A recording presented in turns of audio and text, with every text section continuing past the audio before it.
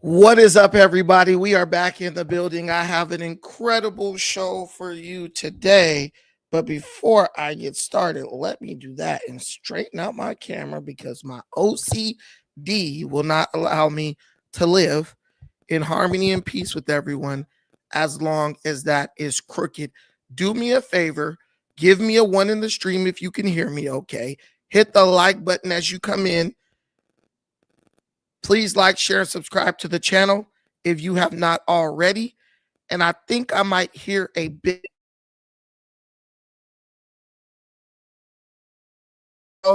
And just as we get started, wouldn't you have it, our cam starts acting up, which I don't know why that's happening either. But we are in the building, so it doesn't matter. As long as we are together, we will get through this situation. Give me a one if you could hear me okay. Real quick, let me yell to my baby to listen in to tell me if I hear crackling.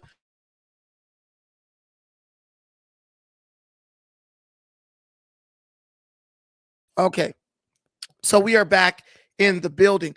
We have to talk about our buddy Tariq Nasheed today and why he is going after two people who I think African American people or black people in America, period, should be looking up to and doing their best to emulate and listen to.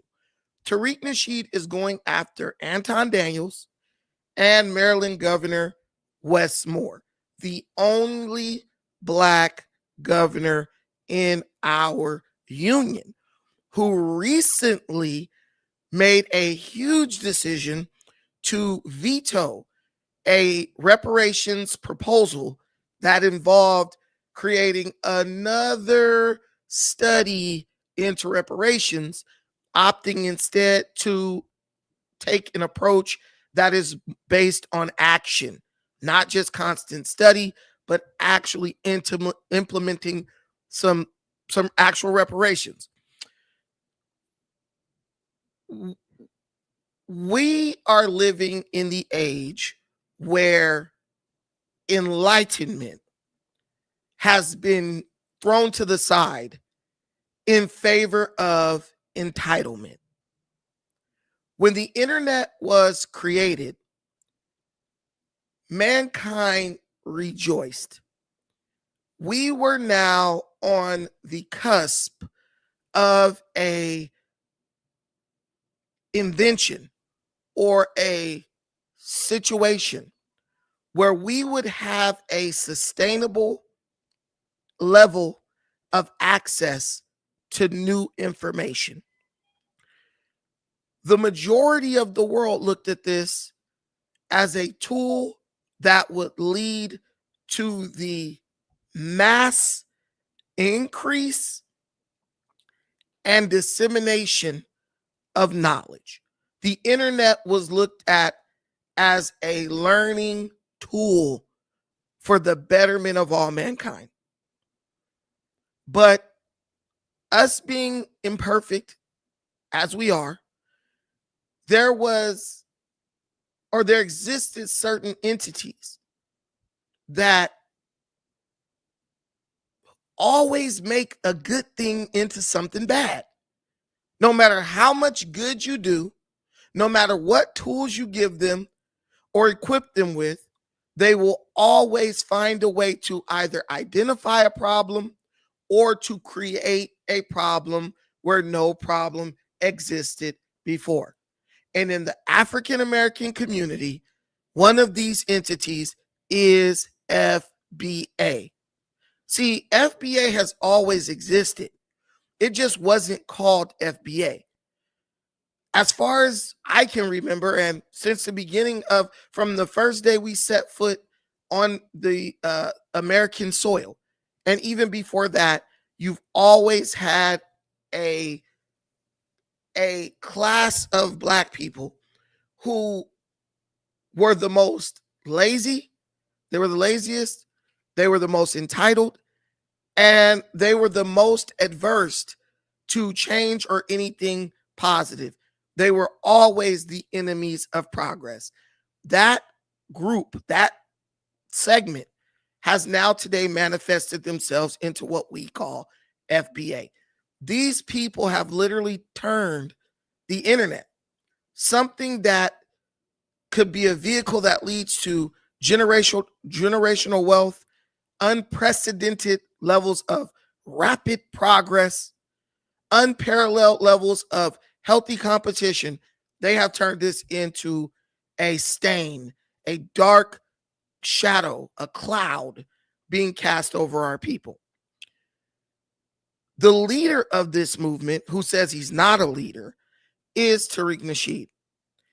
He is an agent of chaos, someone who benefits and feeds off of negative situations and negative energy, what I would call a predator.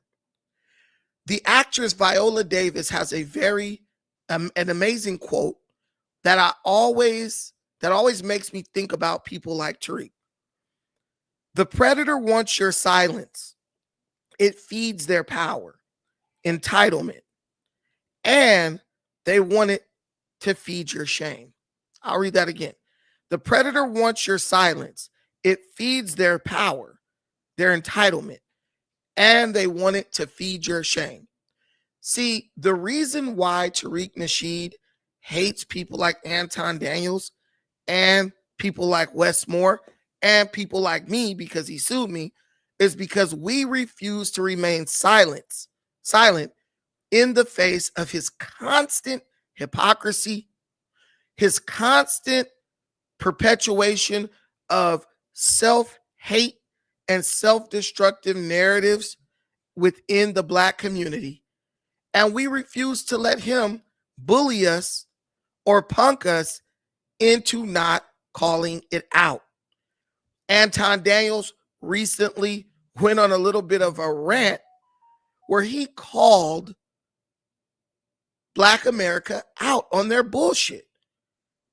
See, we say things like we are the culture and everybody wants to be like us. Everybody emulates us and they wish that they could be us. They copy everything we do, right? We always popping our collar on folks about how dope we are. We always fixing our cufflinks and trying to stun on somebody. But the crazy thing about these lies that we tell is if they wanted to be just like you, if they try to copy everything you do, why is it that they're doing so much better than you? I mean, as common sense would have it, when I reach back to the furthest corners of my mind, I don't want to be like anybody who I'm doing better than. Do you? I don't look at a bum on the sidewalk and be like, damn, man, I wish I could be like him. That would be ignorant and moronic to think like that. But you see, when you constantly spew narratives that are rooted in bullshit, there's going to be a certain segment of people who don't know how to think for themselves or who are incapable of critical thinking who will agree with you. But usually people who have intelligence are able to reach out to those people and correct their thinking and make them see the folly in their ways. So in order to keep his ignorant horde of followers, Tariq Nasheed must discredit or silence the people who speak out in opposition to his self-destructive narrative that he is selling to the Black community. And he really wants silence. Many of you don't know what a prior restraint on speech is. But that is where someone is able to prevent you from speaking about them or a certain topic or subject that they don't want you to be allowed to speak on. That's exactly what Tariq Nasheed tried to have imposed on me by the legal system that he weaponized against his fellow Black men. Now, this guy claims to be fighting against white supremacy and fighting against the injustices of white supremacy. How are you fighting against something while weaponizing it against your own brother? You're not fighting against it. You're using it to manipulate situations in your favor. He failed at that, just like he failed at being a filmmaker, just like he failed at being a rapper, just like he failed at being a museum curator, just like he failed at being a pimp, and just like he failed at being an actor. He is an expert at failing. But in reality, he is just a predator. And the predator needs you to remain silent so that he can get away and continue doing his skullduggerous behavior. That's not even a word, but I just made that up.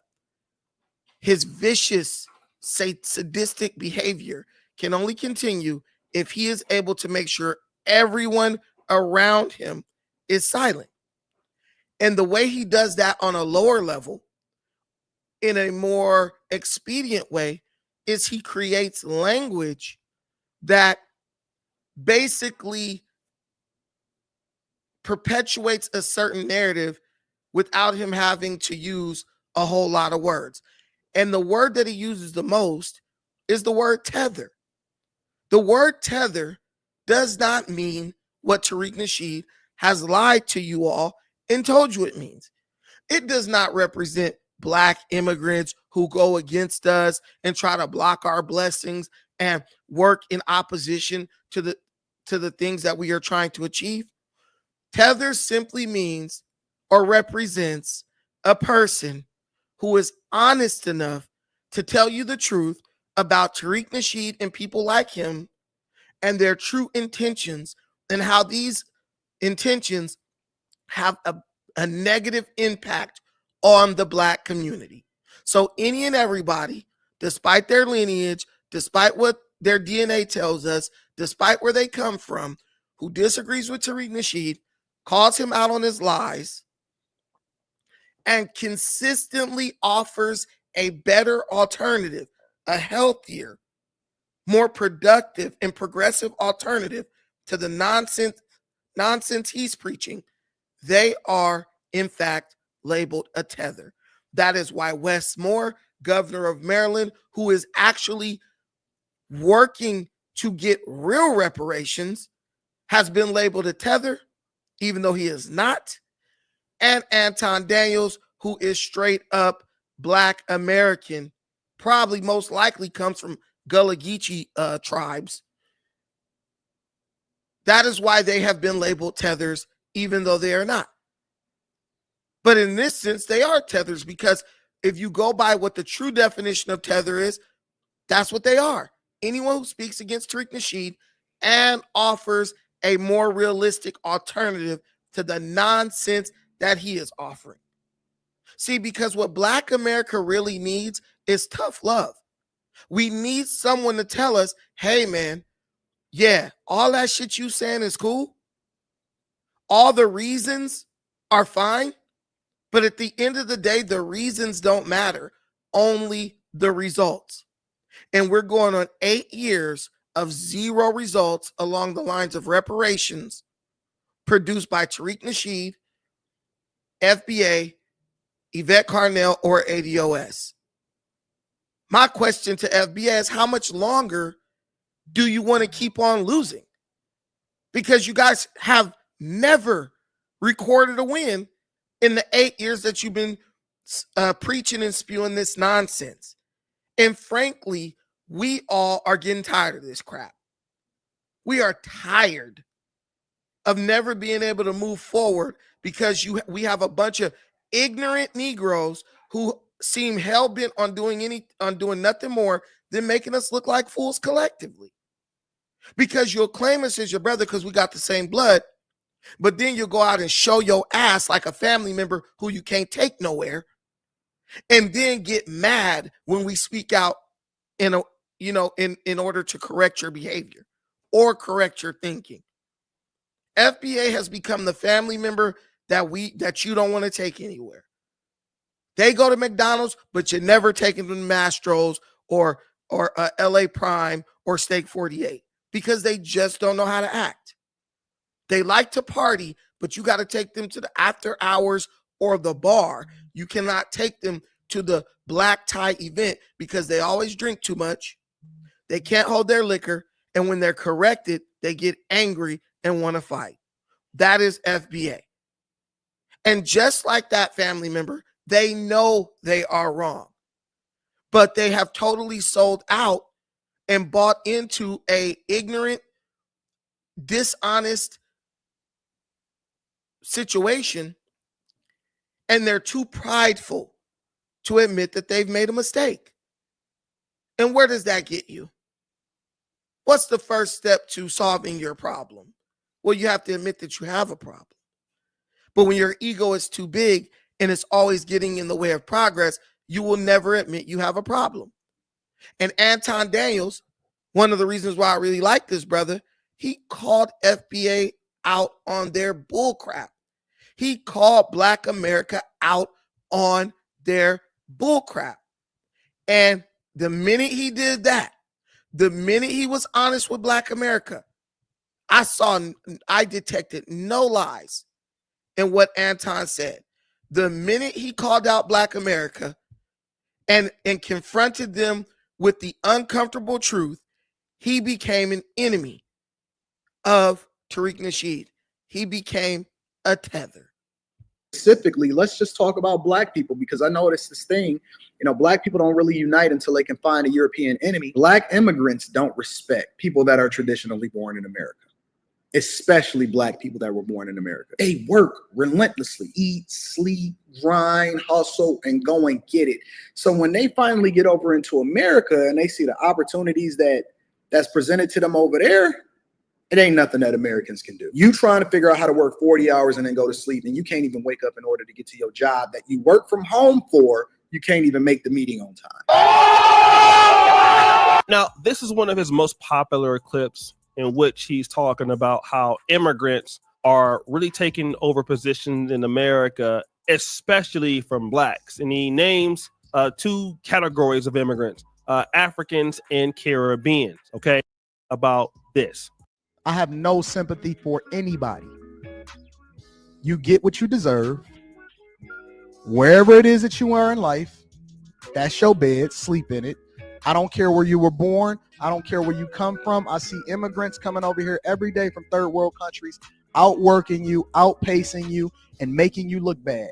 I don't care about your reparations. Listen, I don't care if you ever get it. As a matter of fact, I'm advocating against it because it's going to up my dollar and make inflation go out of control. And so I don't want them to pay you. I don't want you to have nothing. Don't give these motherfuckers nothing. As a matter of fact, not only do I not want you to get nothing from reparations, I think that they should tax you for breathing. Now the thing with Anton Daniels, many of you will say, oh, see, he hates us. He hates on us. He doesn't want us to get reparations. Well, if you're a intelligent person, unlike Daniel Beverly, you understand that what Anton Daniels is displaying is frustration. Because now you have many African-American men and women who have become totally frustrated with what I am now going to call the reparations class. The group within inside of Black America who has given up hope on being able to progress and prosper under their own will by means of their own work, their hard work and dedication. They have totally bought into this idea that they are nothing, absolutely nothing, without a handout from white America. You don't even, these people literally don't even care about their children, their families, any of that anymore. Their entire life has been consumed by this idea that they should be getting a reparations check. There were people who were down with you who say, you know what? Yeah, they do deserve reparations. They do deserve to get compensation for the slave labor of their ancestors. But you guys have made it so toxic.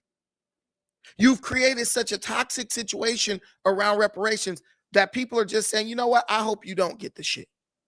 Because at this point, we know reparations ain't going to help nothing. Reparations will just make you more entitled. Reparations will make you even worse than you are right now. Because if you act this way and you haven't even received a penny, imagine what's going to happen if they capitulate and give you some bread. And where does it stop? Because once you get your first reparations check and blow that within a couple of weeks, you're going to say, nah, man, we need more money. They owe us more money. And you spend the next 100 years chasing ghosts, chasing money that ain't never going to come.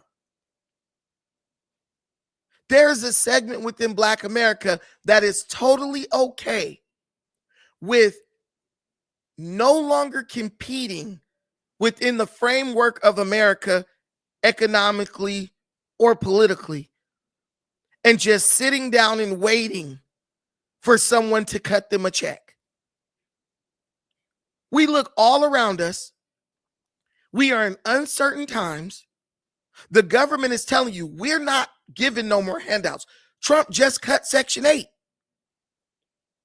And instead of y'all being like, man, we got to get it together. We got to come together and create something for our community. Y'all still sitting up here talking about reparations when it's never coming.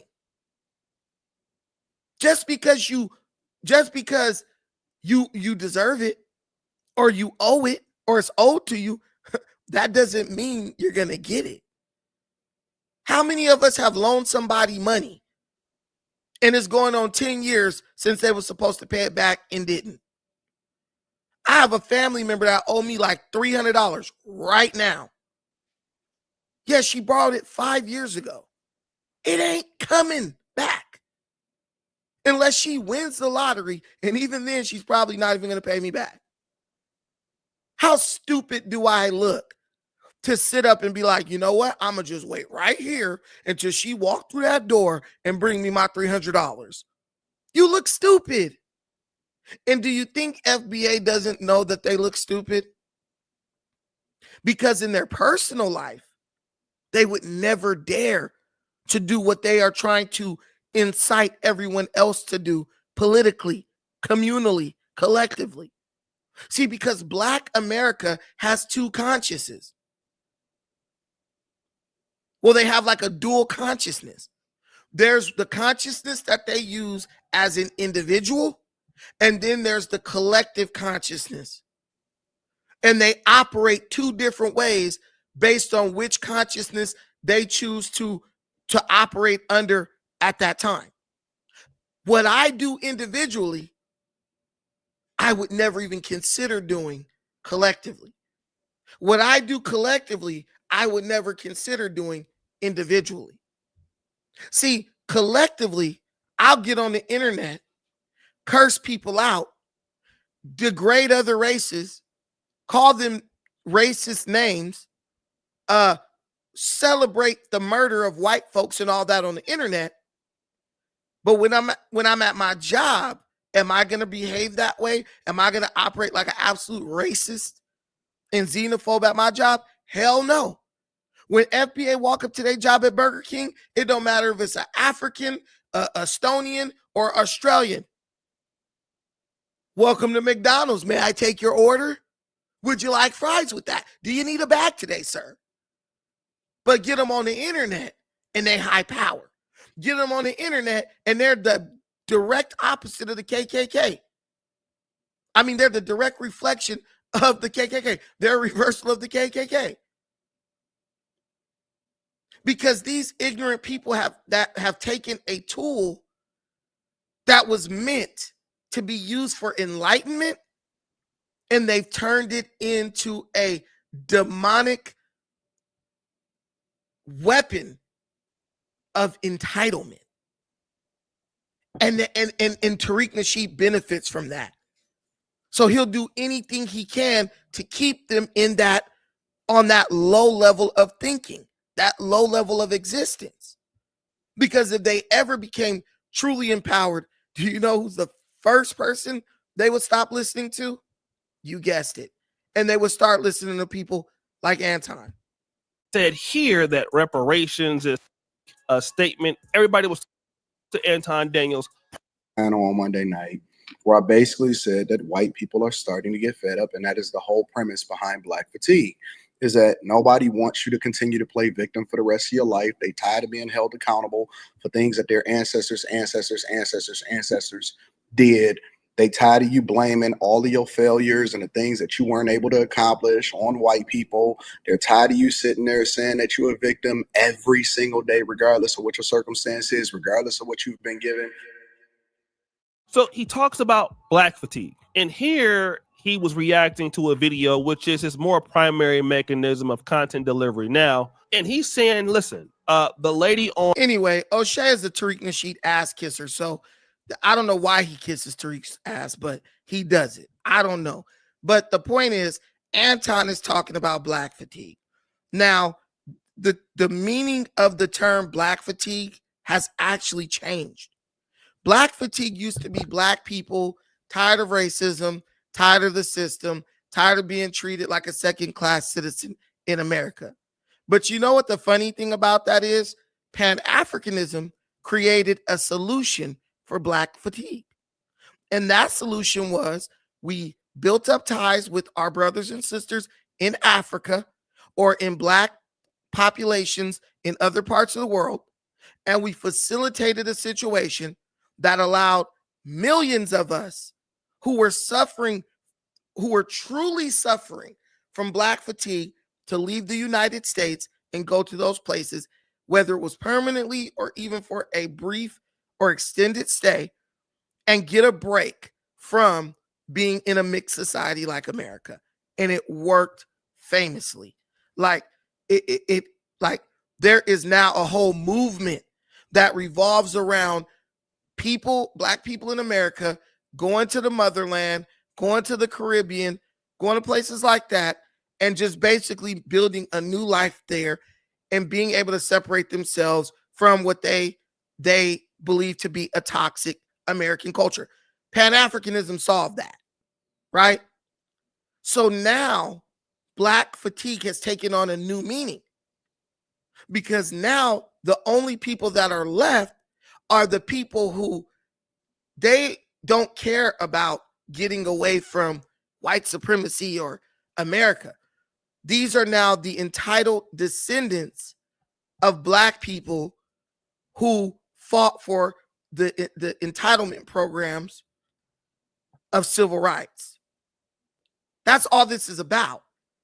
This is the last dying remnants of welfare and entitlement culture and lifestyle.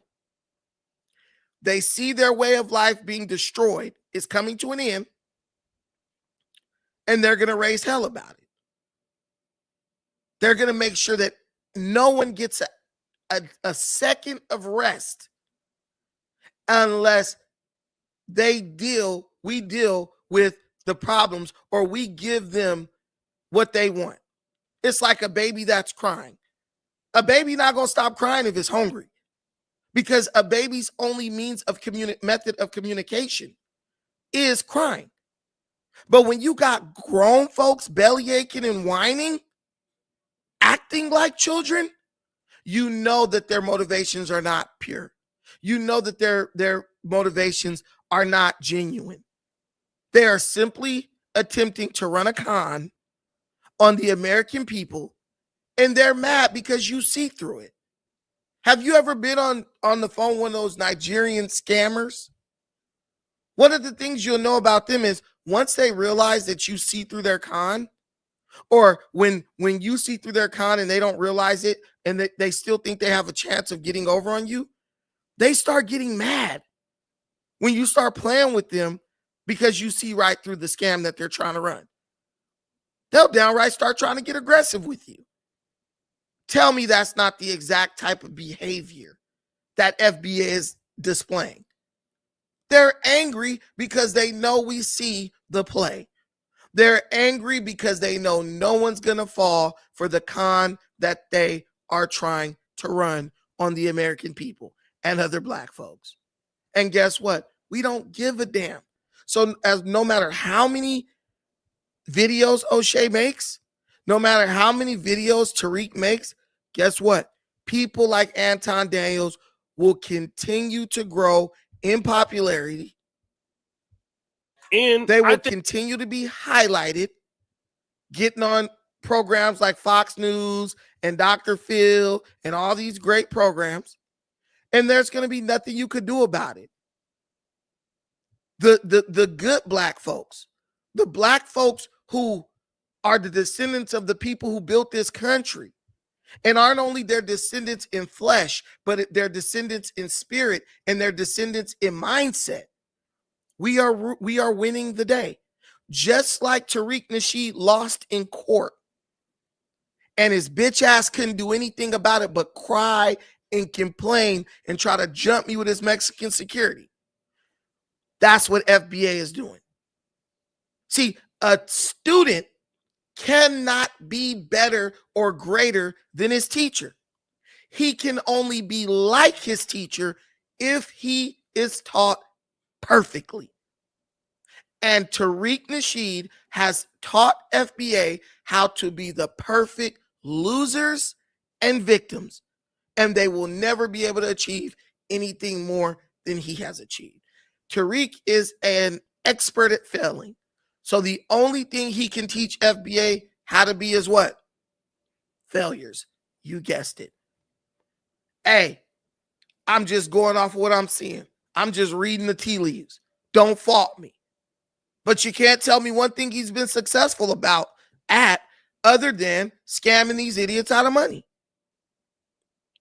That's his only success. That's his primary claim to fame.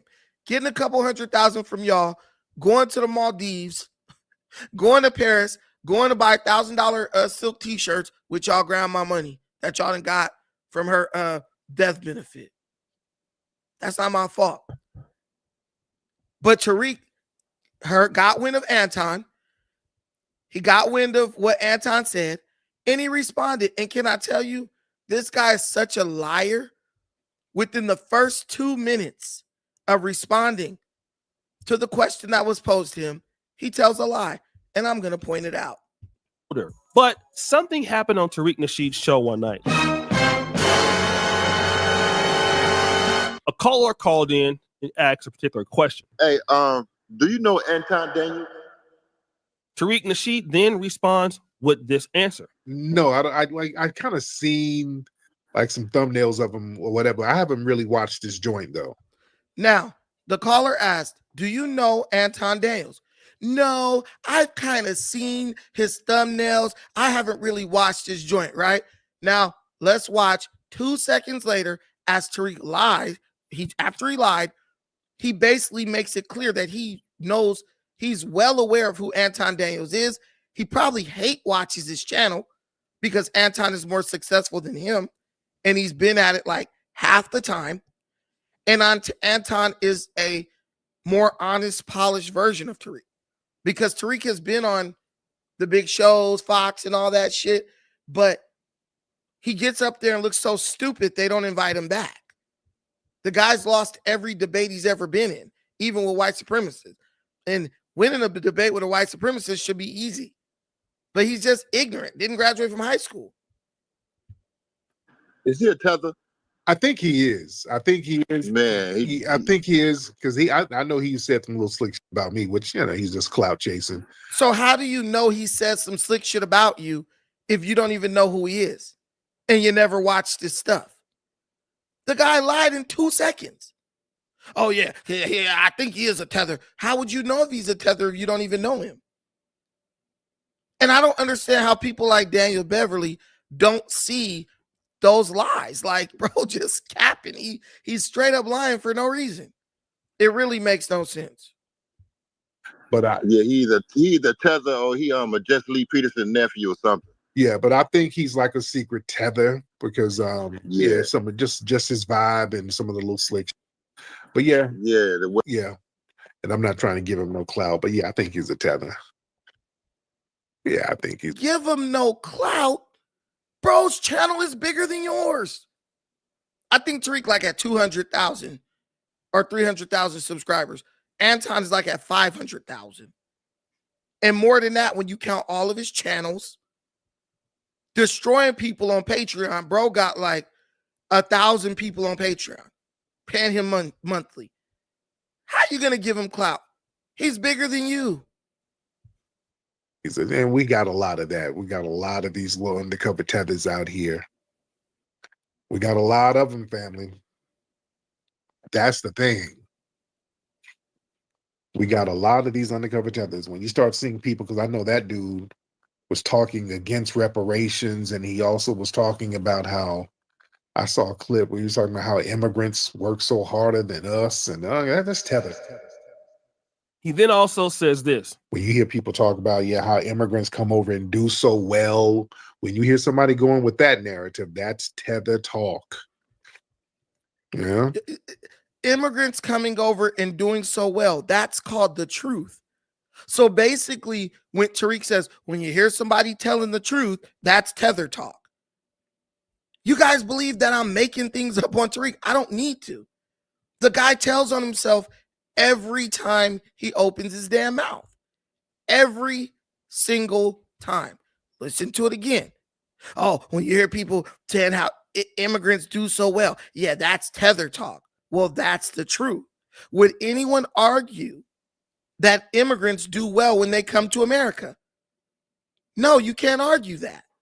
Across all colors, across the whole spectrum of race or ethnicity, everyone will acknowledge when immigrants come to America, they do very well. Because Americans have more of an entitled mindset than immigrants. They're just glad to be working. They're glad to be able to make some money. But that's the truth. So Tariq is saying, whenever you hear the truth, that's immigrant talk. That's tether talk. Well, Tariq, based on your definition, tether talk means the truth. Talking about how, I saw a clip where he was talking about how immigrants work so harder than us, and that's tether. He then also says this. When you hear people talk about, how immigrants come over and do so well, when you hear somebody going with that narrative, that's tether talk. Yeah. Now, Tariq Nasheed says that Anton Daniels is a tether. From what I understand, Anton Daniels is hashtag FBA. He's from Detroit, Michigan, and he's been from that area for a long time. But the question is, does Anton Daniels have valid points about the behavior of people in our community? The answer is yes, right? We got to be honest. There are things that Anton... Now, O'Shea is saying, O'Shea, the Tariq Nasheed kiss ass, is literally telling you Anton Daniels has valid points about the behavior of people in our community. The behavior of African-American people, specifically the people saying they're FBA. It's acute. Anybody can see it. The internet has exposed you. The internet has enlightened people to the true behavior and entitled mindset of Black people in America. You used to be able to hide it. See, remember when Rodney King got his ass whipped by those cops? Well, those cops were wrong, 100%. But we really didn't have the internet around back then. So there wasn't a lot of information about Rodney King's past. Not saying what they did was okay, but as we learn more about Rodney King, we was kind of like, dang, this dude was kind of like a career fuck up. Much like what happened with George Floyd. It was like, okay, George Floyd didn't deserve to die that way, but this guy's pretty much been living a life that put him on a crash course with the Grim Reaper. And it made a lot of us kind of say, you know what? Hey, George, you reap what you sow. We feel bad for you. We don't think you deserved what happened to you, but you kind of been living a life that was leading to you dying in this kind of way. And it allowed a lot of Black guilt and anger to dissipate. I don't have to feel bad or guilty, I can sympathize with this guy, but I don't have to go out and do anything crazy in honor or in memory of this dude. That's called enlightenment. That's what the internet has given us. Unprecedented access to new information. You know, there's people who were alive who couldn't ever believe that black people behave the way we do, the way that we now see our people behaving on the internet. There were people who didn't even know that there were Asians with Southern accents until they got the internet. The internet kind of like, it challenges everything you thought you knew. And what you thought you knew is challenged, and you see that what you thought you knew was wrong or inaccurate. That means you're obligated to change your thinking. A person who can see the truth, know the truth, and continue to operate under a lie, that person is demonic. That person is sadistic. That person is a cancer to not only this community, that person is a detriment to every single person that they come in contact with. This is why you got those family members that you just got to cut off. This person ain't about honesty or truth. The Bible says that the truth will set you free. So if a person fights against the truth, that means they're a slave. They'll never truly be free. They will always be burdened. They will always be enslaved to their desires. They will always be a slave to their dishonesty. And that's what FBA is. That's why they want reparations, because they're a bunch of slaves. They're slaves to Tariq Nasheed, and they're slaves to their own entitlement. They're never going to get what they want because they refuse to accept the reality of the situation that they are in. Wes Moore is trying to help these people. Governor of Maryland, he's trying to help them. And how do they repay him? By turning against him and calling him a tether. There's a good chance that Wes Moore could be president one day. More than a good chance. We're about due for another black president. You know what FBA is doing? They're poisoning the well prematurely. They're turning him against us. Shaming him and bad-mouthing him. If I was Wes Moore, I'd be thinking, why should I even help them? They out here telling me I'm not even an FBA. I'm not even of the same lineage. They never even heard of Wes Moore till Tariq mentioned him. But they know they hate him. They know they hate him. Why? Because he's telling the truth. And FBA are haters of the truth. They cannot stand the truth. And that's why they can't stand people like Anton. Somebody like Anton Daniels. It's the overexhaustion of criticism coming from him, which what people will believe that the reason why he's doing it is because he's trying to clickbait somebody, or he's speaking on the behalf of other people, a larger, broader audience, or he has some level of intention on doing so, right? Which that I can't prove as to what his real intention is. I just know that he has these, I just know this is his content style. It's always been like that. But on the other hand, is a brother like Tariq Nasheed important? Absolutely. Tariq Nasheed will point out the historical situations that whites have caused towards blacks, and that white people cannot absolve themselves from the things that they have done to blacks, and a lot of the things that whites have done to blacks because of the environments that whites have created for blacks to live in. Man, listen, Tariq Nasheed is useless to the black community. If he disappeared tomorrow, no one would miss him, except for maybe Daniel Beverly. I don't know a single person who's like, man, I hope nothing happens to Tariq Nasheed. He doesn't offer anything. He's just regurgitating things that all black people already know, and then mixing lies in with it to make it more entertaining. Oh, he comes from the historical perspective. Can you show me a history degree that Tariq Nasheed holds? Can you produce any historical, work, any submission to the historical record that Tariq has produced? Tariq is just like Dane Calloway. He preaches pseudo-historical information to provoke an emotional response from African American people. There is not a shred of truth to any historical thing he's ever said. His whole museum is lies. That's why no one goes to it. That's why it had to become a comedy lounge, because it's just nothing but lies. He can't get that thing like recognized as a museum. He can put the Ripley's, believe it or not, is a museum. But where's the accreditation?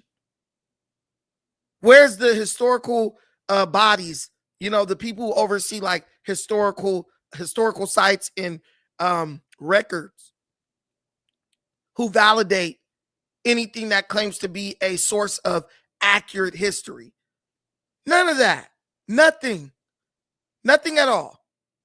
But instead, but here's O'Shea. Oh yeah, he brings the historical perspective. O'Shea, you supposed to be a damn doctor spreading that stupidity.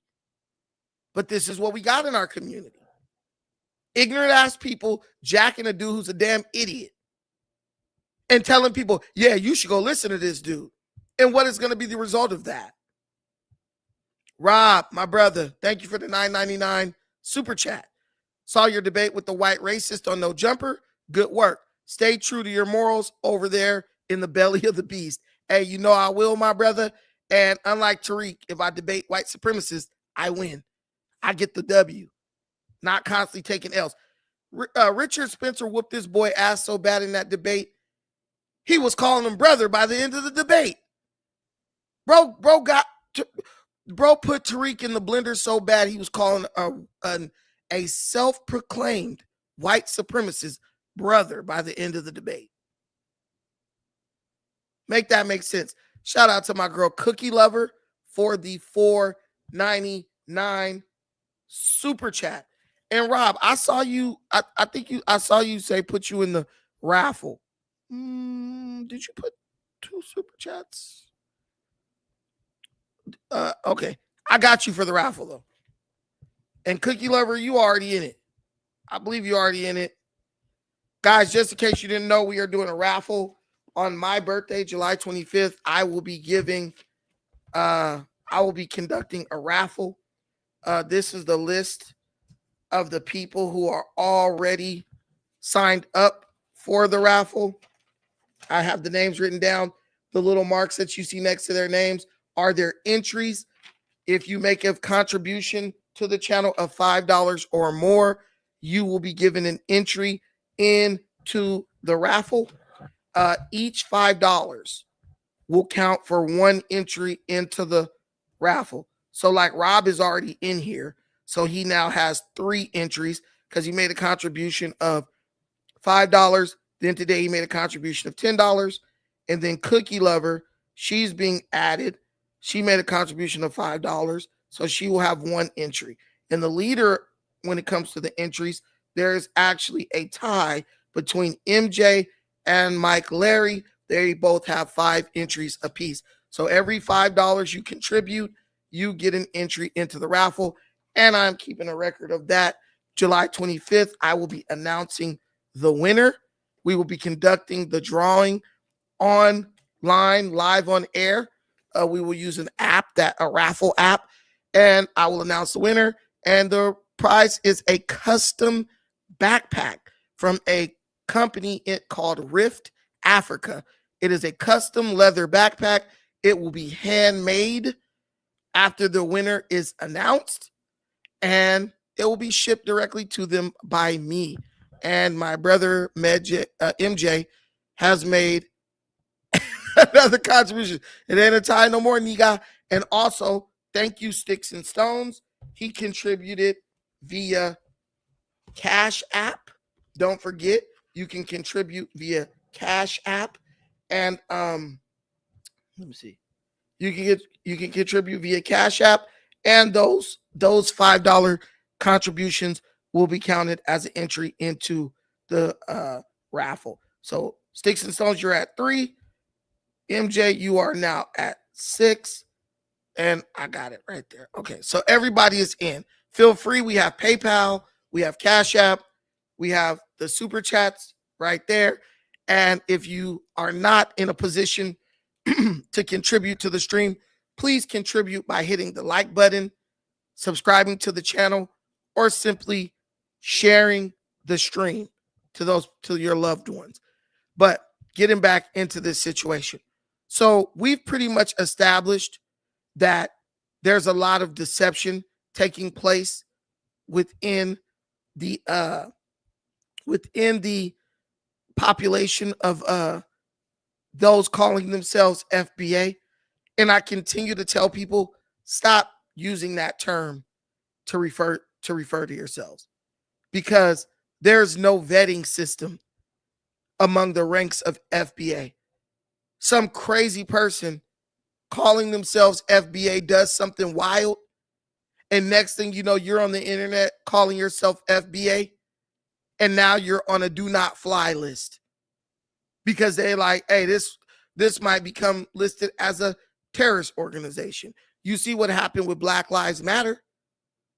Stop jumping and joining stuff when you don't even know who's running it. Because if you ask Tariq, the person who coined the term FBA, he's not even the leader of it, but he owns the copyright for it. But that's what they do. They get you under their voice. They give you instructions. And the minute you do something that might cast a negative light on them, they disown you. That's what you really want to be a part of that? You might as well go join a basket weaving club or a book club or something. At least when you say I'm a member of this club, at least the person who started the club will admit that they started it. Tariq don't even care about you guys enough to do that. He disowns you every chance he gets. See, because while Tariq gives you instructions as a collective, the solutions that he comes up with, they're only meant for him. I promise you, I'm waiting for the day Tariq retires just to see the dumbfounded look on these fools' faces. I wait for the day Tariq retires just to see how stupid these fools look when they realize that this whole thing has been a con, it has been a grift, and they're never going to get anything. And if they do get something, he ain't going to be the one that helps them get it. I'm telling you. It's like the same, it's like the day Tom Joyner retired. You know, the radio guy, Tom Joyner, or whatever his name is? He used to talk all that high power, rah-rah crap. And then one day he was just like, oh, the radio station isn't offering me enough money, so I retire. Y'all remember Tom Joyner? I think that's his name. Tom Joyner, the black dude out of DC. He used to be all talking all that high-powered civil rights crap. And one day he just was like, hey, I'm retiring. People were blown away by that because they thought you thought he was really in it for y'all to get civil rights, huh? You thought he was really in it for black people to get empowered. The man got on that damn stage. He didn't even get on the stage. He got on that microphone and said, I'm retiring because the radio station, the white-owned radio station that I work for, did not offer me enough money to come back. And then you learned that your revolution was funded by the same people that you think you're fighting against.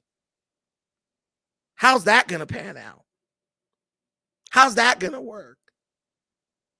Black folks in America think they're fighting a revolution while following leaders who are paid by the people that they think they're fighting against.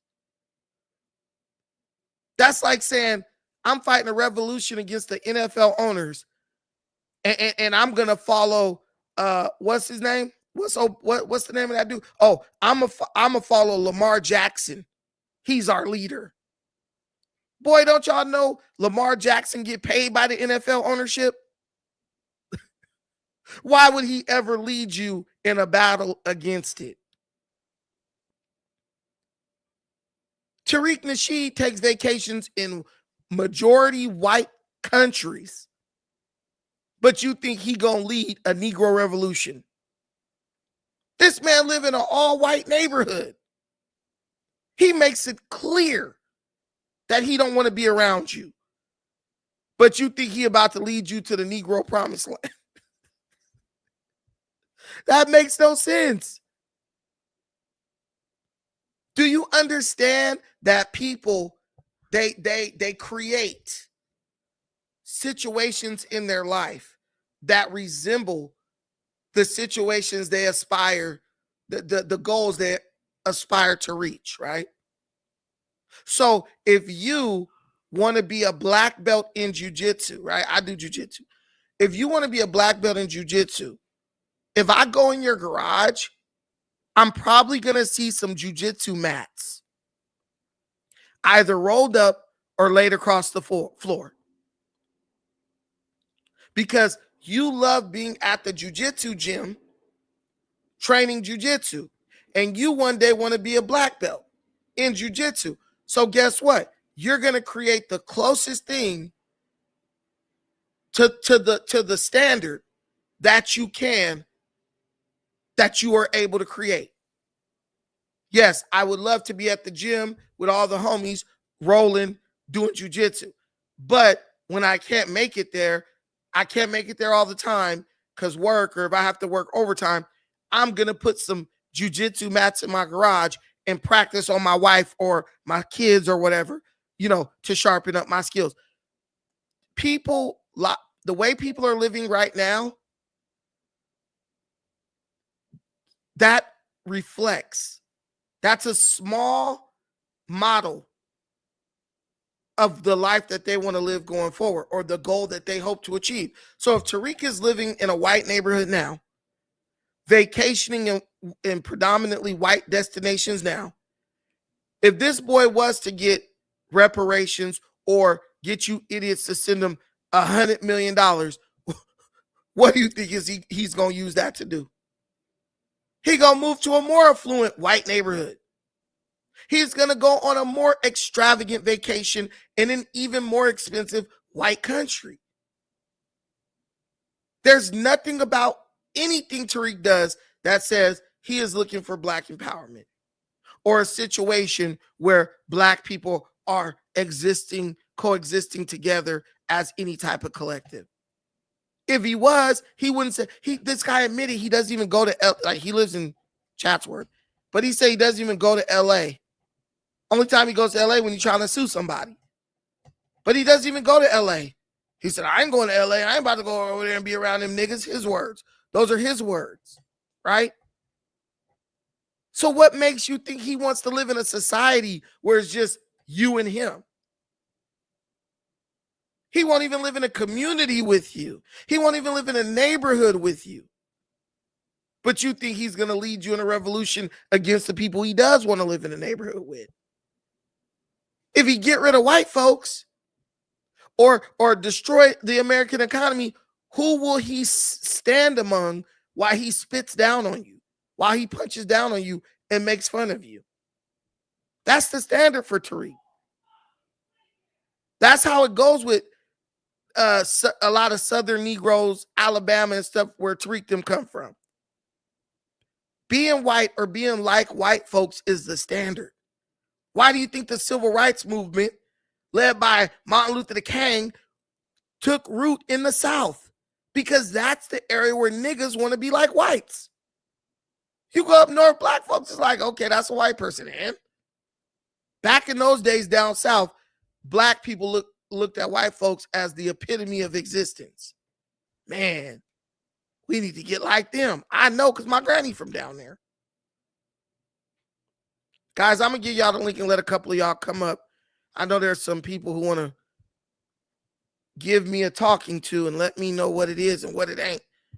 Daniel Beverly, you down there. Jay Nebula, you're a little punk. I know you ain't going to hit the StreamYard link. Y'all hate that, huh? Y'all got a nice big dose of truth this morning and y'all mad. Well, this was afternoon, and y'all mad. I'm gonna let y'all sound off. I'm gonna go eat me some African food, some Nigerian food, some agusi soup, just to make y'all mad. And I might come back this afternoon and beat y'all over the head again with another live stream. Daniel's son. Go ahead, Daniel. Go ahead and defend your fearless leader, your Lord and Savior. I keep telling you I don't have a leader. But can you hear me? Definitely got a leader. This talking point you have is ridiculous. Because nobody's saying stop living and wait on reparations. We're capable of doing two things at the same time. Just like they're capable of fleeing and wearing sandals, we are capable of pushing for reparations and still working hard. Black people flee all the time. No, we don't. Yes, you do. Flee to where? Out of your black neighborhood into the white neighborhood. That's not fleeing. That is fleeing. That is our country. That is fleeing. That is still paying taxes. Okay, in the same country. So you want them to? That's not fleeing our ancestral homeland. So if this is your country, why are you demanding that your country give you money for the work of people who weren't even citizens of this country? The same reason Native Americans get land. They weren't on the Trail of Tears. So do you want a reservation? Do you want a reservation right now? The Native Americans you see right now, they weren't on the Trail of Tears. So why they get land from the Dawes Act? What do you mean why did white people get your question is ignorant, because the Native Americans on the Trail of Tears received the land and then they passed the land down to their descendants. They're still getting benefits. And they the weren't slaves alive back then. And the slaves who came out of slavery, they had land, they had businesses, they had wealth. They passed it to you guys, and you guys gave it to white folks because y'all wanted to be like white folks. They did not get the 40 acres that they were supposed to get after Some of them did. Some of them did. The majority of them did not. It was reversed. The majority of them did not. And just like they gave the white slave owners cash payments, we should have received cash payments.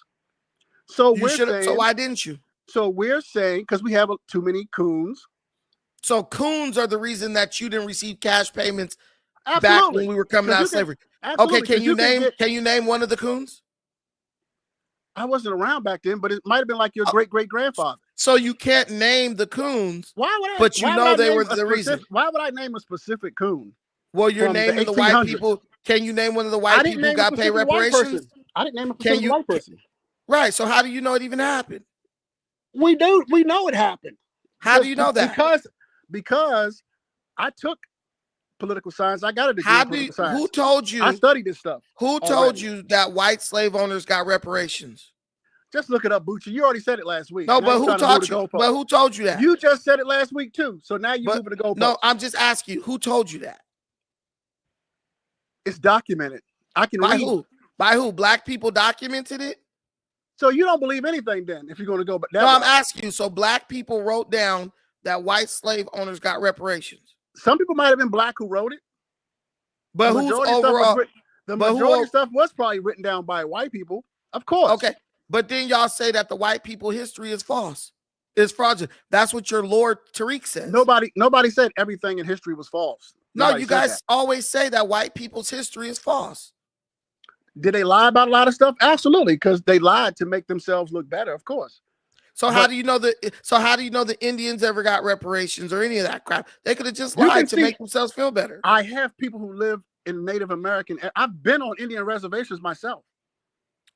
Okay. Do you want to live on? Do you want to live? Do you want to live in a reservation? My question is, do you want to live on a reservation? No, I'm not a Native American. So why are you jealous of them when they got something you don't even want? There you go. I never said I was jealous of anybody. You did. You keep bringing them up. No, I'm saying we deserve reparations, and I'm saying you don't challenge the fact that they get benefits. So okay, so do you want? So why are you so worried about 40 acres? Okay, so the white folks told you they'll give you 40 acres and a mule. Do you want the 40 acres? I want my 40 acres, yeah. When we Okay, get reparations, right? so what Why don't you just FBA? decline yours? So Why what don't you just FBA? decline yours? Hold on. So what FBA wants is 40 acres and a mule, not money. They want 40 acres and a mule.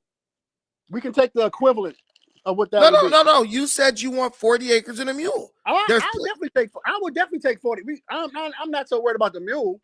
But in the place of money. In the place of money. I'll take 40 acres, yeah. Instead of money. I would. Yeah, I'll take 40 acres instead of All money. right, cool. Now you know he's gonna have a serious fight with the rest of FBA, right? I'm not fighting with anybody. Because the government might actually give you 40 acres because there's a lot of unincorporated land that they're trying to get people to move on to. And I would take 40 acres. Okay, well, at least we're getting somewhere. Go ahead, Ty. What's up, Brandon? What's up? Not much, man. I just want to know what's the stark contrast between FBA and ADOS? There's no stark contrast. Just FBA is the child of ADOS. But Tone said everything that ADOS does is rooted in data.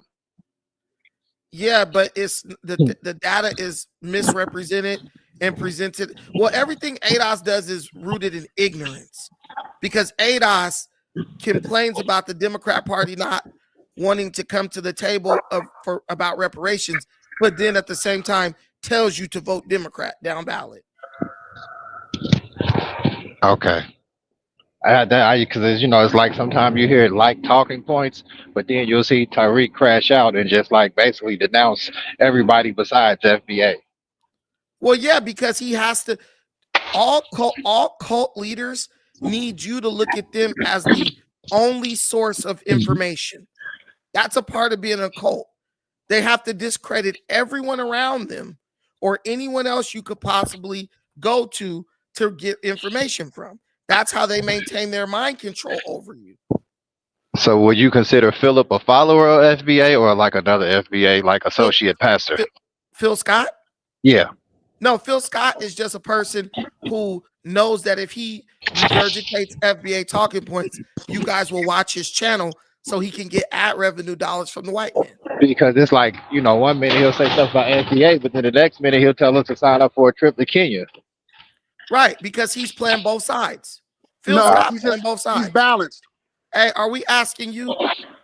I'm telling you, he's balanced. Phil Scott is married to a Mexican, and he's playing both sides. Good thing that you bring that up. He was doing like some commentary about, one was involving Shannon, and another story was some TikTok feed he got where I guess a black guy came home from college, married a white girl, and then upset at the black woman who was reporting on it. And he was basically saying, when we married them folks, such and such and such and such. And I was kind of confused, like, but Phil, we could equally say that if somebody used that premise as far as Hispanic and black relations go in like LA or Chicago. That's what I'm telling you. These guys are the type of people who will say anything to get your money out of your pocket. So if Phil has to pretend to be Pan-African or pro-black to get a certain segment of people to listen to him, he'll do it. Now, if Phil has to pretend to be FBA, an anti-black immigrant, he'll do that too, because he understands that black people suffer from cognitive dissonance, where they are trying to entertain two different opinions at the same time, two opposing opinions. People like me, I'm like, look, man, you either are or you ain't. You either with us or you're against us. If you're hating on a black immigrant, you're hating on yourself. And why do you say Tariq instead of Marcus? Because his name is Tariq. I had a cousin that went to school with him in Birmingham, and that's not what the yearbook says. But he probably changed his name. But when I went to court against Tariq and I was served paperwork, that shit said Tariq Nasheed. All right, man. I'm gonna let. Can I say something? No. I'm gonna say something anyway. Why y'all so obsessed and y'all think it's a gotcha that his name is Marcus? He changed his name. I don't think that. People be thinking that's such a gotcha. Your name is Marcus. It doesn't matter. People change their names all the time. Muhammad Ali's real name was Castro. Who gives a shit? Name is Tariq Aloysius Nasheed. Go ahead, TS free game. Brandon, you being disingenuous. That Anton started with Tariq first back in 2023, He did not. Tariq did not come at that man talking about nothing about him being a tether or anything. He kept on poking at Tariq. Now, if they going back and forth, Tariq is going to win. Anton is not connected to black culture. Tariq is. It's basically Drake versus Kendrick Lamar. It's a losing battle for. How is Anton not connected to black culture? Bro, nobody knows Anton. Everyone knows other Anton. than his. No, they don't. More people know Anton is not. He's not popular outside. He's not popular outside his channel. He's not popular outside his channel. Bro, if you have we can say that about Tariq. If you have 500, everybody knows Tariq.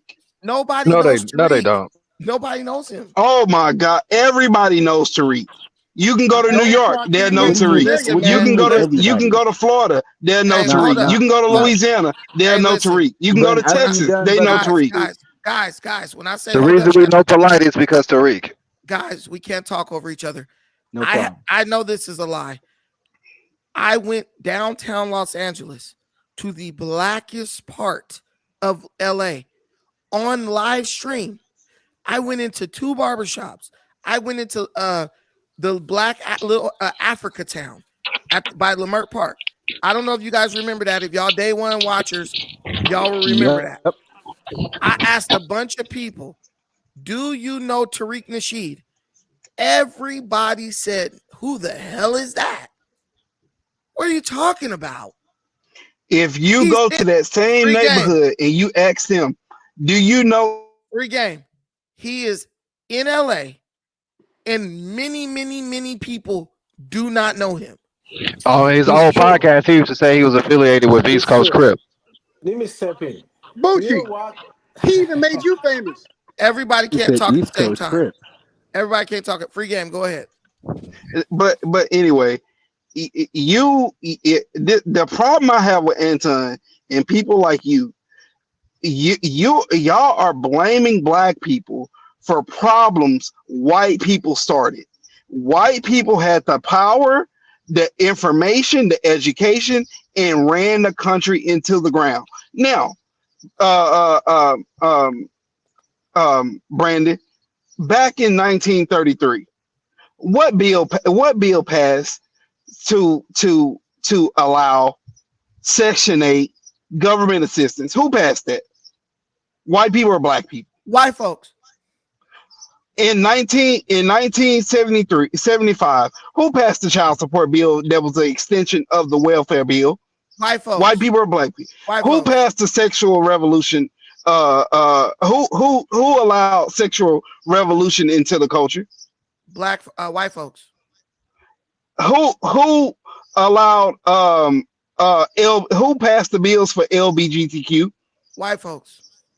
Free game. So he's already debated this topic. If you just go watch Brandon's debate, you guys have a lot of false preconceived notions about Brandon, but he already knows everything you're saying. Y'all come up on his channel to debate him. we not gonna act like white folks didn't have a hand in the. Okay, but what we're gonna do, I'll let you talk.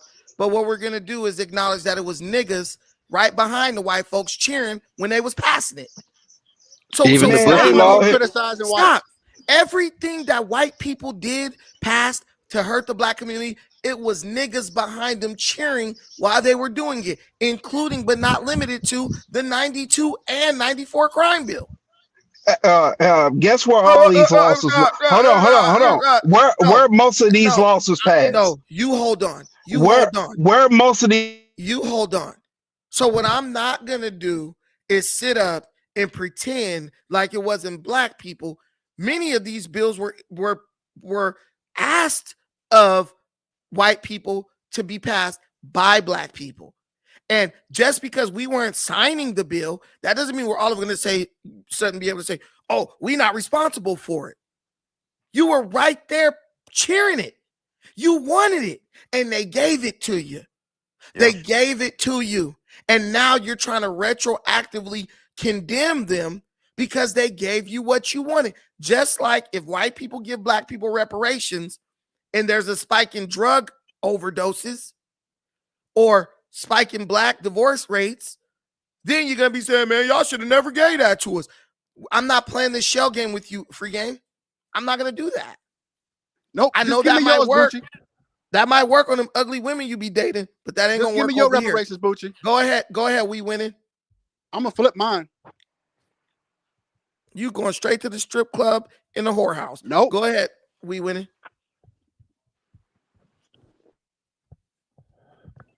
You good? Hello. We winning? Yeah, go ahead. Yeah, can you hear me? Yeah. When it comes to this situation, man, this is crazy how the people that literally try to tell and say don't go along with the liberal agenda, we get called a coon. Then when the shit goes all the way bad, now it's white folks' problem. When motherfuckers literally told you that, dude, you helping white women, you helping Asians, you helping Hispanics, you helping disabled, you helping the Rainbow Coalition. Like we have this situation right now where you got black people literally running around here saying DEI was meant for us. Bruh, that literally caused the racial wealth gap problem that we see today that you say that is a problem today.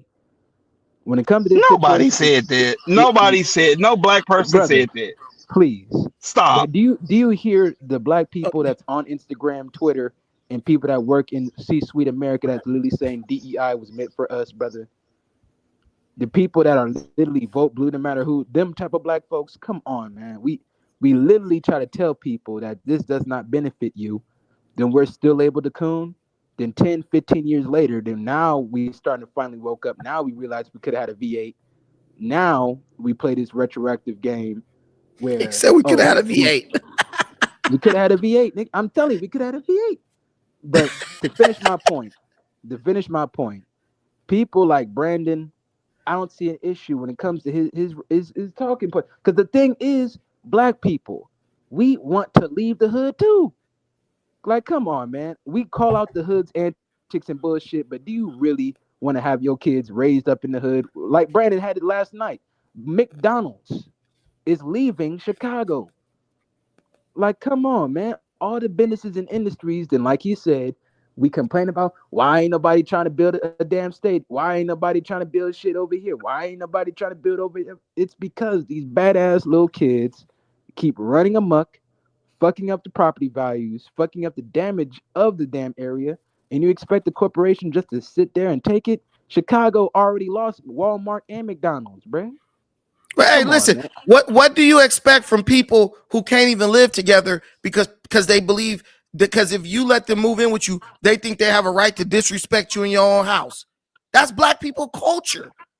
And it's not Like, how our culture used to be, but it's been co-opted and now it's just totally destructive and divisive. That's why we want This land and is cash payouts. listen, Brandon, we don't want you enlightenment, we want entitlement. Go ahead, Rob. go ahead. Yeah, that FBA shit has already been debunked. I think you've done a good job over the years. This new wave of FBA, I think they're just getting False. tired of Tariq's talking points, so they're migrating over to your channel for some real shit. They always come in waves. I noticed that. But just in He regards used to the Tariq name in the title. That's why they coming over. Yeah, no, I Daniel used Beverly. wait, guys, let him FBA is finish. hidden mainstream. Can y'all shut up? Go ahead, Rob. Daniel, you're basically a token FBA on this channel now. You love this channel. You always come up on the panel. You love Brandon, so don't No, I play love like that. roasting them. I got to But bring balance to the cooning. All right. in regards to repatriation, Brandon, I've been doing a lot of research on it, and I'm hitting a few problems.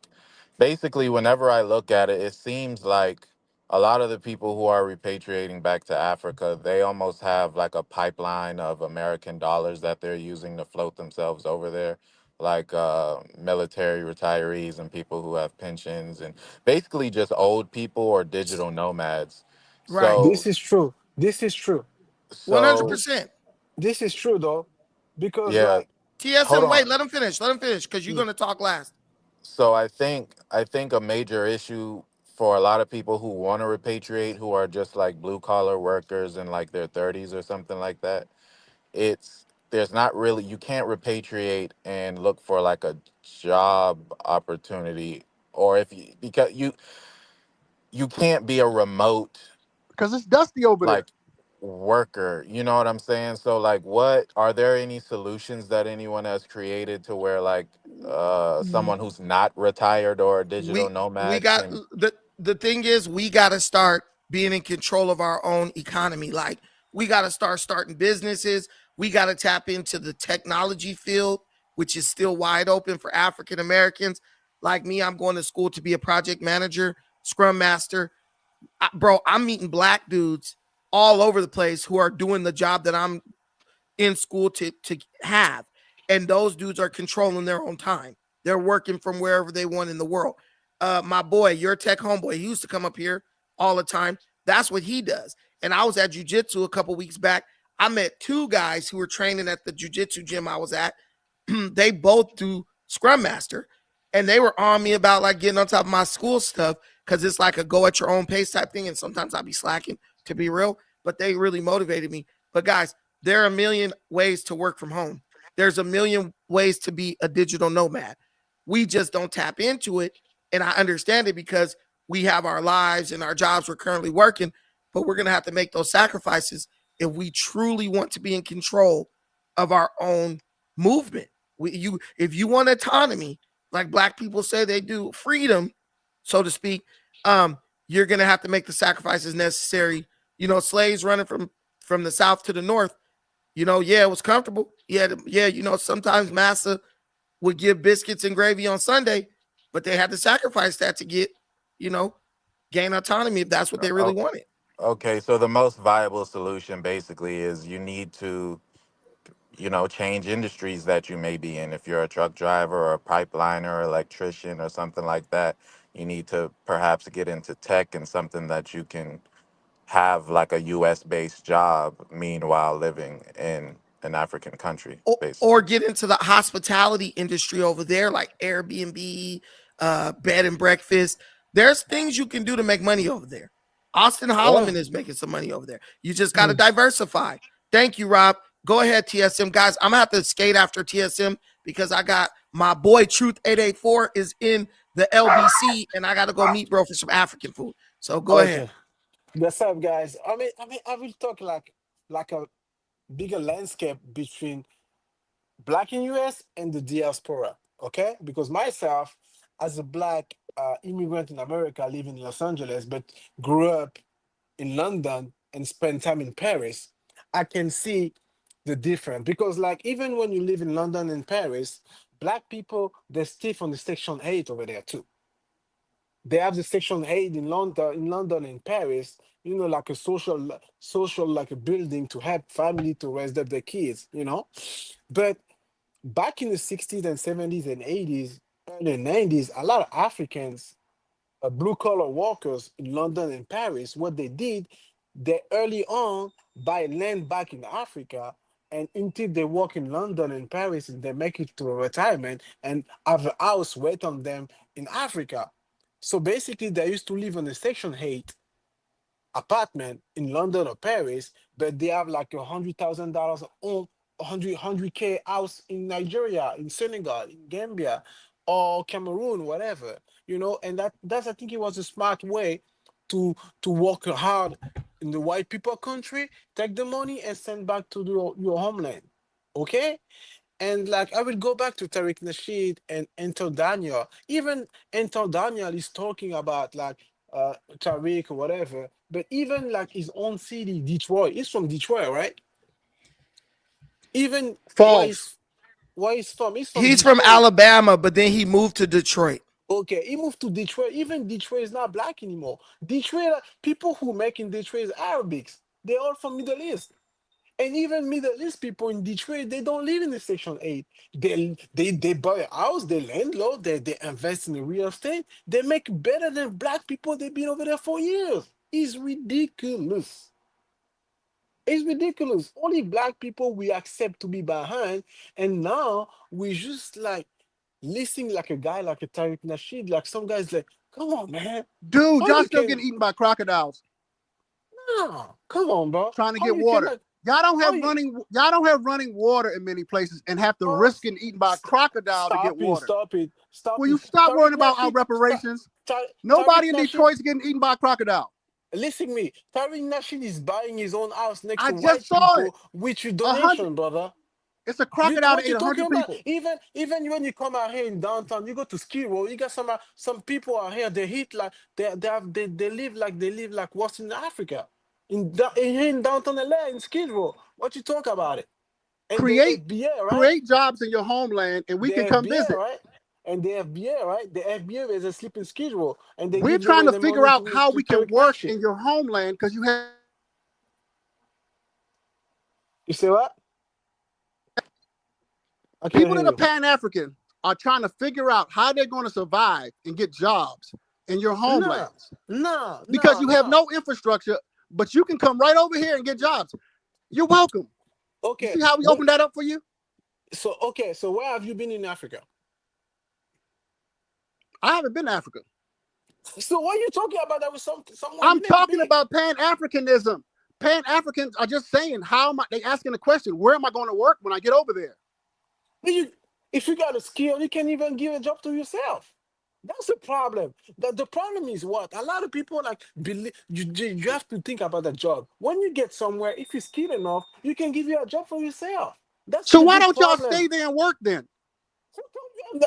No. Well, listen what I'm saying. Sometimes that's the issue we have in the black community.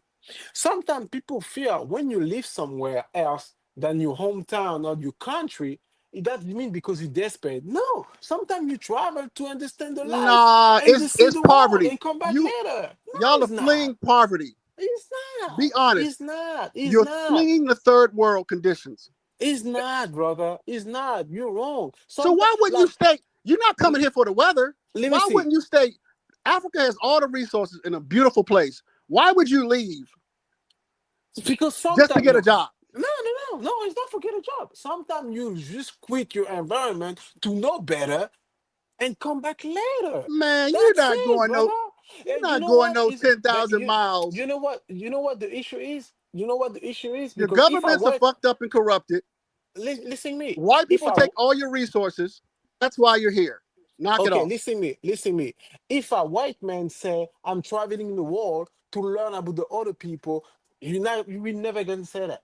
Because I'm white people go back. They vacation and go back to where they from. Because I'm black and I say I want to explore the world and I want to see different culture. Are you in America right now? Let me see. Because I'm black and I'm saying I want to see something else outside my country, because you have this image of poverty in Africa, and that's you bet I move just because I'm a rush. No, sometimes you move out just so you didn't move for opportunity. No, I just moved because I want to see something. You just wanted You just wanted a scenic. You just wanted a different environment. Okay. Yeah. Do you think I can be cashier in Africa? So y'all moved to Minnesota for the weather? No, sometimes you just move because you want to learn English. Sometimes you just move because you want to be somewhere else and come back later. It's not only, everything is not about money. And that is the problem with the FBA mentality. Guys, you put everything about money. Everything is not money, and everything is not for sale. Everything is not for buy, bro. That's the problem. Yep. And a lot of people just believe because an African he take a plane and he have an overseas passport, doesn't mean he's hungry or you want to get something from there. And that is xenophobia, brother. Sometimes you move out because you want to see better. It's not xenophobia. We're the biggest group that has helped you throughout history. All the laws you benefit from, we created. The birthright laws, all that were created for Black Americans. You know what it is? It wasn't really created for you. You benefit from it. Guys are fucking narcissistic. That's the problem with FBA. We can even talk to you guys because you are narcissistic. You believe you should be y'all are ungrateful. Than everybody. The problem is you're ungrateful. No, you're fucking narcissistic, and that's when you're narcissistic, the best way you have to do is to go see a psychologist, man. You have to go see. You need a fucking therapy, brother. Dude, I just stated a fact. Is that a fact or not? It's not a fact because you never been in Africa. So the laws, so the laws that you benefit from, the birthright laws and stuff like that, that wasn't established for FBA. That's it. Okay. No, even it was established for African American. But who told you? Who told you? For example, myself. Who told you I want to have a kids in America? Who told you that? Maybe not. Who told you that? Who told you? Myself. I want to have a kid in America. Who told you that? You judge me without knowing me. You here Who for a told reason, you that? dude. I'm not in Maybe your no. Listen, let me homeland. see. I And the can go. point I is, can. No, just let me be see. Let me respectful. see. Let me see. Just be Let me see. You can. respectful and say You thank can you. even talk because like now I'll I land my close your plane. mouth. No, I close your mouth because I say, who told you I want to have a kids in America? I can go back to Africa, have a kids in Africa. I can have a kid in China. I can have a kid in South America. America is not the center of the world. And that's the problem, like FBA, that's the trap FBA is following. Guys think like America is the center of the world. It's not. It's not at all. And that's why, guys, you can invest in the real estate outside America. You can think outside America because, guys, you just believe everything out here belong to you guys, and you guys, you're gonna stay here and keep going to get bullied by white people. That's all.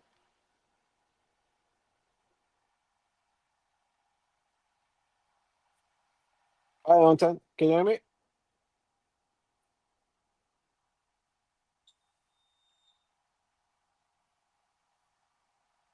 Hello?